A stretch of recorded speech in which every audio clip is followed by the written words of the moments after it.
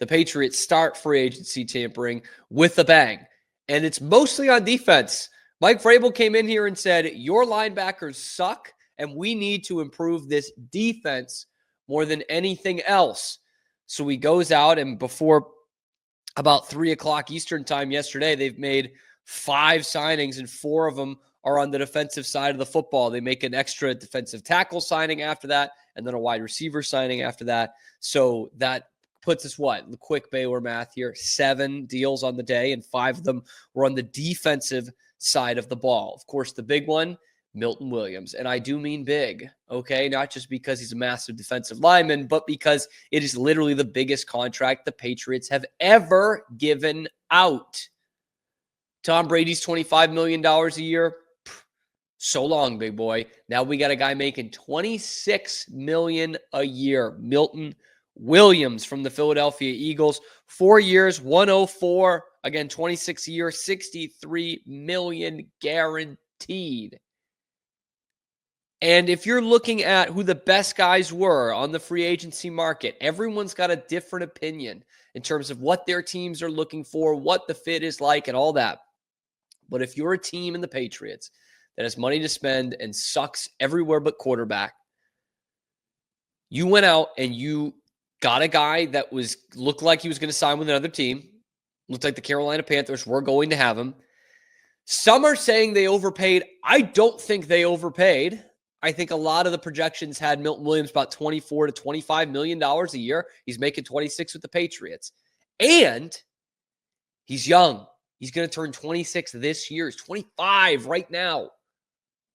He's about to enter into his prime, potentially. And he's got a Super Bowl ring, or will by the time he gets to your training camp this summer. So I know there were people knocking the Patriots for the age of the guys they signed. 5 guys, well, actually 6 with the Matt Collins deal, with that or 28 years or older. That includes Austin Hooper, whom they re-signed. So I've heard Patriots fans and sports talk radio people complaining about it today. And to which I say, what do you think free agency is? Free agency is not littered with 25-year-olds who can play. Like, that's a rarity. And the Patriots, I mean, look how many were out there. Were there any more other than Milton Williams who were legit going to be big money free agents that are in their prime or about to enter their prime? No, those guys get re-signed. They get extended. They don't make it to market. The Patriots had a good opportunity where the Eagles can't sign everybody. They've got talent at that position. They didn't necessarily need to go out there and pay Milton Williams close to $30 million a year. So I don't know how you can be upset with kind of the haul the Patriots got yesterday. Yeah, they signed a bunch of guys who are 28 or older, but that is free agency. Like, you know, that is what it is. It's the same thing that happened last time you had money to spend in 2021. You went out and got Matthew Judon. Like, Milton Williams is younger than that. And he's the only guy that I think you can point to, maybe Carlton Davis as well, we'll talk about in a second, where you point to and say, by the time the Patriots are getting good again, this guy will still be a big part of it, right? At 4 years and turning 26 this year. Now, there are some drawbacks to Milton Williams, right? I mean, he might have still been the best defensive lineman on the market, but he only played half the snaps for the Eagles last year. The Eagles had an embarrassment of riches of guys they could rotate in. Their defensive lines have been incredible the last 4 or 5 years, and really under Nick Sirianni, they've been terrific. The Patriots do not have that luxury. They're hoping that Christian Barmore can still have a career in the NFL, unfortunately. So they don't have that kind of leeway. Whether that means Milton Williams is going to have to play more than 50% of the snaps, or what it more likely means is that he'll still probably hover around that same snap count, but just won't have the same impact. Bottom line is you're better. You know, he was probably the best player that you could go out and get that you had to pivot to. And the Patriots went out and got him and pried him from another team. And you can bitch about how the Panthers suck too, and so do the Cardinals, the other teams that were interested. But that's your competition right now. When you've won 8 games in the last 2 years, that is your competition. That's who you're competing for draft picks and, yeah, for free agents too. So to me, that's a win for the Patriots. And that was the biggest signing of the day. You didn't have to overpay, I don't think, from all the projections that we saw. He had he's now the 3rd highest paid interior defensive lineman behind Chris Jones and Christian Wilkins. And he's the 3rd ranked pass rusher for interior defensive linemen, according to PFF, for the 2024 season. So we can get after the quarterback a little bit. 5 sacks, 7 tackles for loss, 10 QB hits last year. It's not like he's just a run stuffer. And apparently might not be much of that. The other big one that you made on the defensive side yesterday was Carlton Davis, the cornerback from Detroit. You remember he played for Tampa, won the Super Bowl with Tampa on that Brady team. This one, you did overpay, but we knew the Patriots were going to have to do that. 3 years, $60 million. A lot of the projections had him going between 42 and 45 million in his contract. He gets 60 from the Patriots, 34.5 million guaranteed. Obviously played for their new DC, Terrell Williams, last year in Detroit. He's got a big injury history. He's never played a full season. And it's sometimes freak stuff. Like last year, he missed the end of the season for the Lions. And by the way, their defense got pretty significantly worse when he was out with a broken jaw. So good news that it's not lingering, or it shouldn't be a lingering injury, but also it's something that happens every year. Now, you have him on the opposite side of Christian Gonzalez. That should be a formidable, a potent defensive backfield. You just got to make sure he's on the field. That's all. Ben Solak had him as the most underrated free agent who can be a huge steal in this free agency. He just turned 28 in December, so still at a 28 or above, but still in a decent age for you. It's a guy who takes a lot of chances. Had 7 penalties last year too. For a guy who didn't play all 17 games, not even close. That's the only issue with Carlton Davis, other than the fact that you overpaid for him, is that he has a tough time staying on the field.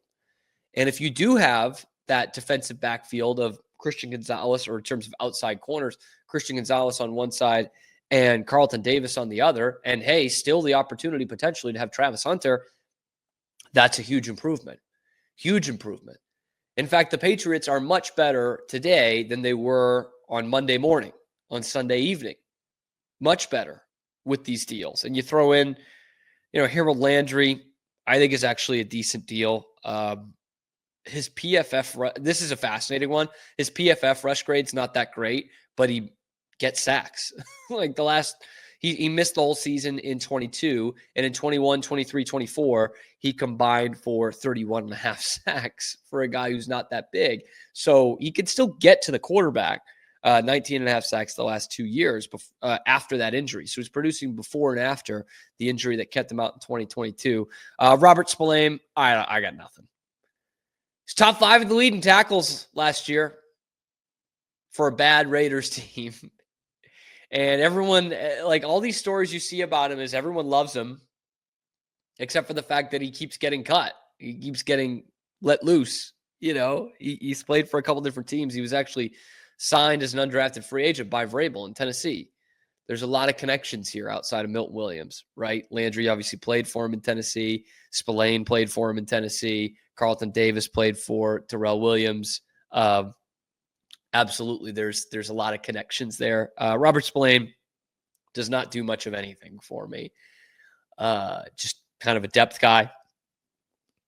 More of a run-stopping guy, which the Patriots need a ton of help with.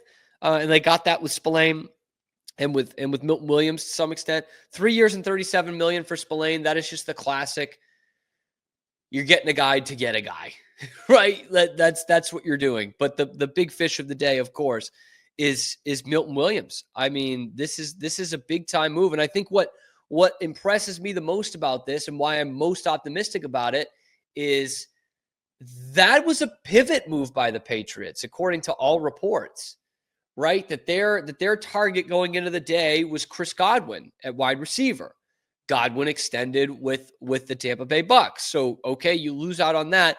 And it wasn't a case of, hey, all right, let's go to the next best wide receiver and overpay him. The Patriots had a big board, and they said, okay, fine, we don't have Chris Godwin. Our next guy is Milton Williams, a game wrecker from the Super Bowl champions who just had an awesome Super Bowl game. And they went out and got him. And some will disagree. I didn't think they had to overpay for him. For all the projections that we saw going into free agency, this was pretty consistent with it. So they went out, they had a guy that they wanted, that they went out and took from another team, essentially, with all the reports going into lunchtime yesterday were they're just working out the finite details, but he's a Carolina Panther. And you didn't have to grossly overpay for the guy. So I'm in. It sucks that now the report, I believe it was from Phil Perry, had the fact that the Patriots were going to pay somewhere in the neighborhood of $20 million more than the Bucs were going to for Chris Godwin, and he turned it down. You had to pay the suck tax a little bit there, but this was the next guy you identified in Milton Williams, and you went out and got him. So to me, that's a win for the Patriots. And if you look at the rest of the moves that teams made around the league yesterday, you could argue that the Patriots won day one of free agency. We